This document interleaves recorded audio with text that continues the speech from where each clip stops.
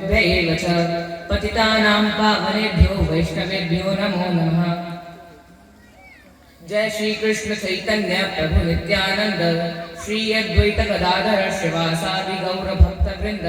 हरे कृष्णा कृष्णा कृष्णा हरे हरे, हरे राम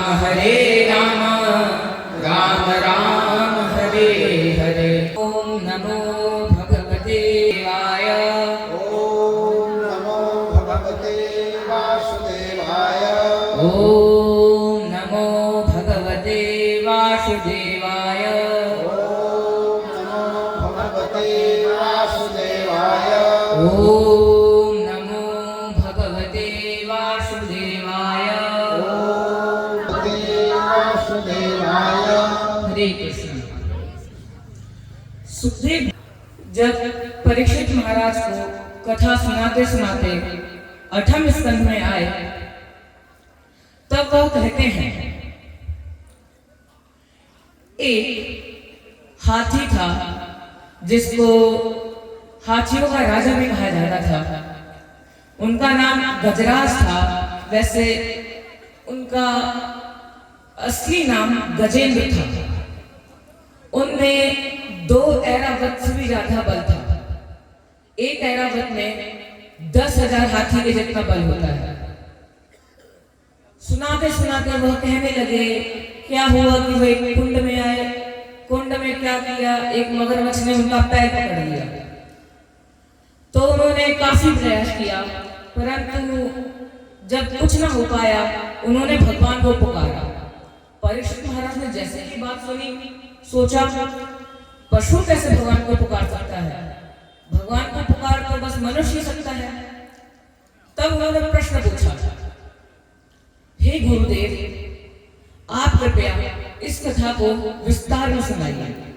आखिर एक पशु जो प्राप्त कैसे कर सकता है। सुखदेव जी कहने लगे, एक समय की बात है, एक राजा थे जिनका नाम इंद्रद्युम्न था। वह बहुत बड़े राजा थे, चक्रवर्ती राजा थे। उनके पास बहुत संपत्ति थी, बहुत दास दासी थी, परंतु उनके मन में अचानक से विरक्त होने का भाव प्रकट हुआ।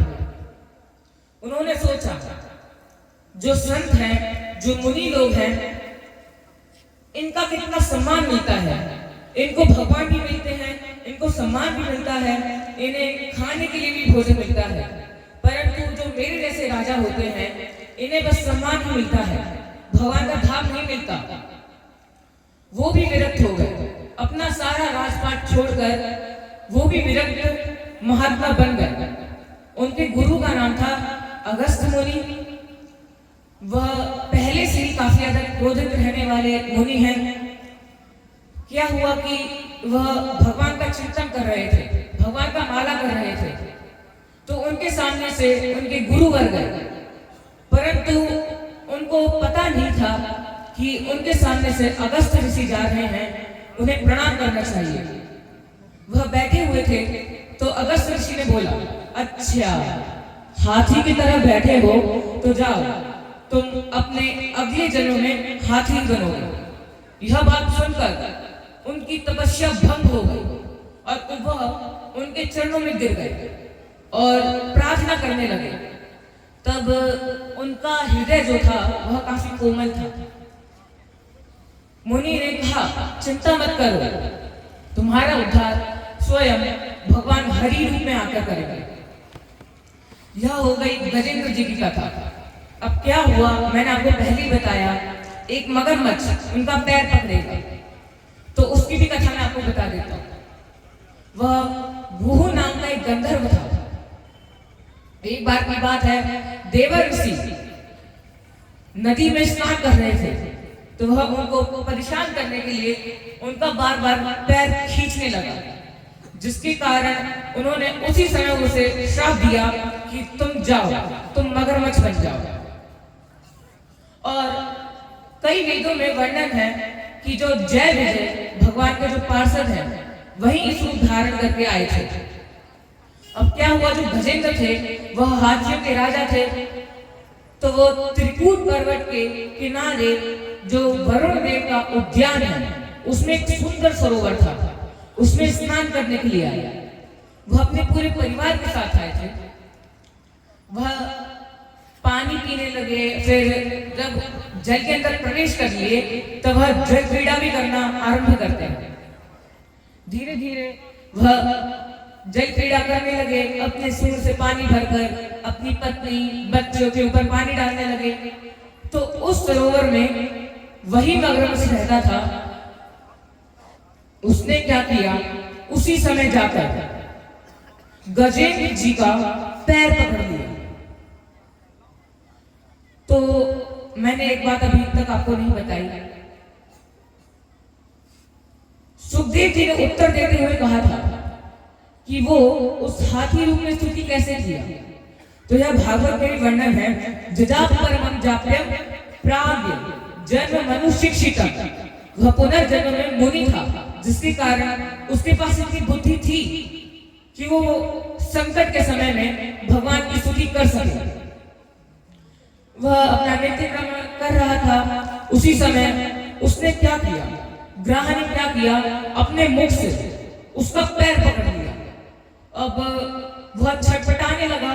उसके सारे परिवार वालों ने काफी प्रयास किया उसे बाहर निकालने का, परंतु वो बाहर ना निकल सका। तो उसके परिवार वाले उसे छोड़कर चले गए, उसे मरने गए, यह कहकर वो चले गए। वह बेचारा 1000 वर्ष तक उससे लगातार युद्ध करता रहा, परंतु युद्ध करते करते जब कोई रास्ता नहीं मिला, तब जाके उसने पीड़ा में भगवान का नाम पुकारना शुरू किया। और उसने भगवान का नाम सीधे सीधे नहीं पुकारा, 28 श्लोकों में बहुत सुंदर स्तुति की। स्तुति करते हुए कह रहा था कि उसने काफी उल्टी सीधी स्तुति की। उसमें भगवान का एक बार भी नाम नहीं आया, न ही किसी देवता का, जिसके कारण जो देवता थे और जो ब्रह्मा जी थे वह भी सोच रहे थे कि मैं इनकी रक्षा क्यों करूं, अभिमान के कारण। तो वह अपनी स्तुति में कह रहे थे, जो इस पूरी दुनिया के मालिक हैं वह मेरी रक्षा करे, जो एक तिन में बसे हुए हैं वह मेरी रक्षा करे, जो मेरे अंदर और इस दुनिया में जितने भी जीव हैं उनके अंदर बसे हुए हैं, उनके अंदर विद्यमान हैं, वह मेरी रक्षा करे, जो इस धरती के अंदर विद्यमान है वह मेरी रक्षा करे, जिनके नाभि से जो कमल निकला है और जो उस कमल से जिस संसार का प्रादुर्भाव हुआ है वह मेरी रक्षा करे। अब ब्रह्मा जी सोचने लगे कि यह तो हमारी स्तुति कर नहीं रहा है, तो हम उनकी सहायता क्यों करें। यह भी भागवत में वर्णन है। ब्रह्मा दयो विविधलिंग विदाभिमान, अर्थ ब्रह्मा के साथ शिव, इंद्र आदि देवता जो थे वह अपने अभिमान के कारण उसकी रक्षा नहीं कर सके। और वह सोचने लगे यह जो गुण बता रहा है वह हमारे ईश में है, और इस स्तुति से एक ज्ञान और मिलता है। इस स्तुति से यह निरीक्षण हो जाता है कि इस पूरे विश्व में परमात्मा कौन है, किनके अंडर सब काम करते हैं, इस पूरे सृष्टि ये सारे देवताओं के मालिक कौन है। और उसका उत्तर है नारायण। ब्रह्मा जी कहने लगे सारे देवताओं से कि देखिए ये जिनका नाम पुकारना चाहता है उनमें से हम कोई नहीं है, वह तो सिर्फ हरि है, आखिर हम उनका जगह कैसे लें। अब जो विष्णु पुराण है उसमें महर्षि पराशर भी कहते हैं कि जो भगवान शब्द है वह केवल भगवान के लिए ही प्रयोग किया जाता है। अब मैं आपको कुछ वेद के बारे में बताना चाहता हूँ। अन्यत्र और यथार्थ, अन्यत्र जो भगवान का नाम का उपयोग किया जाता है वह जैसे देवता हो गए, आत्मा हो गई, वेद हो गया या फिर प्रकृति हो गई, परंतु जो यथार्थ के लिए भगवान का प्रयोग किया जाता है, भगवान के नाम का प्रयोग किया जाता है वह सिर्फ एक ही है, जिसको कुछ मुनि लोग ब्रह्म भी कहते हैं और कुछ भगवान श्री विष्णु भी कहते हैं। यही सिर्फ यथार्थ रूप के भगवान के असली अधिकारी हैं। और रामानुजाचार्य भी कहते हैं जो भगवान के स्वयं रूप हैं, वह भी कहते हैं ब्रह्म जो है और जो पुरुषोत्तम है, ब्रह्म ही पुरुषोत्तम का एक विराट स्वरूप है जो वाचक है। क्योंकि कई लोग यह दुविधा में फंस जाते हैं कि ब्रह्म अलग है और पुरुषोत्तम अलग है, क्योंकि रामानुजाचार्य स्वयं ब्रह्म को मानते थे और वह कहते भी हैं। मैं आपको और अच्छे से बताता हूँ, अन्यत्र जो ब्रह्म है उसका उपयोग आत्मा, वेद, प्रकृति और जीव के लिए किया जाता है, वह ब्रह्म की ये अर्थ है। परंतु जो ब्रह्म का प्रधान अर्थ है वह सिर्फ नारायण है। अब मैं आपको आगे की कथा बताता हूँ। क्या हुआ कि जब वह स्तुति करने लगे, उसी समय भगवान श्री हरि अपने वाहन गरुड़ पर बैठकर वहां पर आए। उस समय वो आकाश में थे और जब गजेंद्र उनका सुंदर स्वरूप देखता है तो वो मोहित हो जाता है और क्या देखता है, पीली पीतांबरी आकाश में तैर रही है, सुंदर सुंदर जो वनमाला है वह फैल रहे हैं, जो कुंडल है उनमें से मधुर ध्वनि आ रही है, जो उनके केश हैं वह पूरे आकाश में जगमगा रहे हैं, उनका जो सर है वह ऐसे चमक रहा है जैसे 12 के 12 सूर्य एक साथ चमकते हैं। यह रूप देख रहा था और देख रहा है कि जो गरुड़ है यह सामवेद में लिखा हुआ है, मैं अपने घर से नहीं बना रहा हूँ। सामवेद में लिखा हुआ है कि जब गरुड़ उड़ रहे थे तो जो उनके पंख से आवाज निकल रही थी वो सामवेद के मंत्रों की तरह थी। सामवेद में क्या होता है, उसमें गाने वाला मंत्र होता है, जैसे ऋग्वेद हो गया और अन्य वेद है, चतुर्वेद है, इनकी आवाज जो होती है इन्हें एक मात्रा के अनुसार गाना पड़ता है, परंतु जो सामवेद है उसे गा के गाना पड़ता है। वह सुंदर आवाज जब वो देख रहा था, वह सुंदर छवि देखते देखते उसे ये होश नहीं रहा कि उसके पैर को गज ने पकड़ रखा है, वह कुछ ही क्षण में पानी में डूब जाएगा। वह भगवान को देखता गया और सोचने लगा, मैं भगवान को क्या अर्पण करूं जिसके कारण भगवान प्रसन्न हो जाए। तो उसके मन में तुरंत ही श्लोक गूंजने लगा, नमः कमल नेत्राय नमः कमल मालिने नमः कमल नाभाय कमलापतये नमः। अर्थ, जिनके नेत्र कमल के समान हैं, जो कमल के माला पहनते हैं, जिनके चरण कमल कमल के समान हैं, जिनका मुखार बिंदु कमल के समान है और जिनके नाभि से कमल निकला है और उसमें ब्रह्मा जी बैठे हुए हैं, जिनके मुख से सारे वेदों की रचना हुई है और इनकी जो अर्धांगिनी लक्ष्मी जी है वह भी कमल से निकली थी, जिसके कारण उनका नाम कमला पड़ा। तो उन्होंने सोचा भगवान को कमल काफी पसंद है, इसलिए वह अपने बाएं हाथ में कमल ही पहनते हैं, कमल लेके चलते हैं। उसने उसी समय अपने सूंड से कमल को तोड़ा।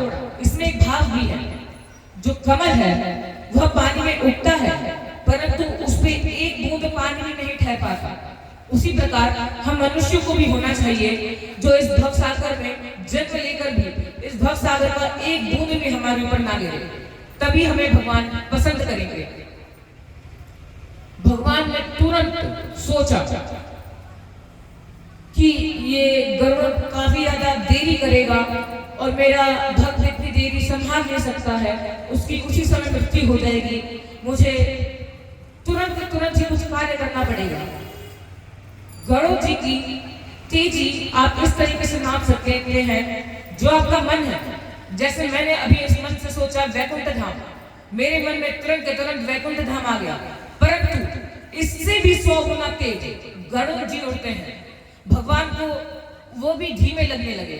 उन्होंने उसी समय आकाश से छलांग मारी और एक हाथ से जो गजेंद्र जी ने कमल निकाला था उसको पकड़ा और दूसरे हाथ से गजेंद्र जी की सूंड पकड़कर उन्हें ऊपर ले गया और चक्र से उस ग्राह का गला काट दिया। उसी समय ग्राह उनके वैकुंठ लोक को प्राप्त हो गया और वह गजेंद्र जी को अपने साथ गरुड़ पर बैठा के वैकुंठ धाम लेके गए। और वैकुंठ धाम में उनका बहुत अच्छे से स्वागत हो रहा था सब धूमधाम मचा रहे थे कि एक नया भक्त जुड़ चुका है। परंतु भगवान जब अपने सिंहासन पर बैठे तो उन्होंने लक्ष्मी जी से पूछा कि यह नया पार्षद कौन जुड़ा है, क्योंकि उनकी गिनती के अनुसार जितने पार्षद थे पहले उससे एक पार्षद ज्यादा हो चुका था। तो लक्ष्मी जी कहने लगे, आप इसका ही तो उद्धार करने मृत्यु लोक पर गए थे, पृथ्वी लोक पर गए थे। यह और कोई नहीं, यह वह मगरमच्छ है। भगवान कहने लगे, मैं तो गजेंद्र का उद्धार करने गया था, तो इसका उद्धार कैसे हुआ? लक्ष्मी जी बताने लगे। और इस बात से हमें सीख भी लेनी चाहिए कि जो मनुष्य या फिर जो जानवर, जो जीव किसी गुरु का चरण पकड़ लेता है तो अवश्य उस भक्त को मुक्ति मिले या ना मिले उसमें चर्चा की जा सकती है, उसमें समय लग सकता है। परंतु जिसने उन्हें अपना गुरु बना लिया उसमें एक क्षण ही नहीं लगता, उसी समय वो भगवान के श्रद्धा को प्राप्त करता है। बोलिए हरि बोल, हरे कृष्ण।